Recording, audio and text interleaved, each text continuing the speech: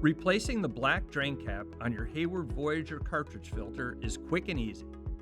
It's important to do it right to ensure a proper seal. Start by stopping water flow to the system. If you have shutoff valves, turn them to the correct position.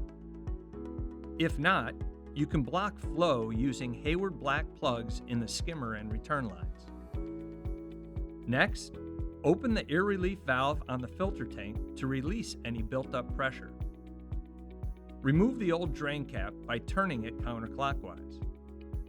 If it's too tight to turn by hand, use a Hayward seat removal tool to loosen it. Once the old cap is off, line up the new drain cap and attach it by turning clockwise until it's fully tightened. That's it.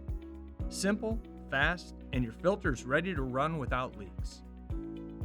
For more quick and useful pool equipment maintenance tips, subscribe to the Great Escapes channel. See you next time.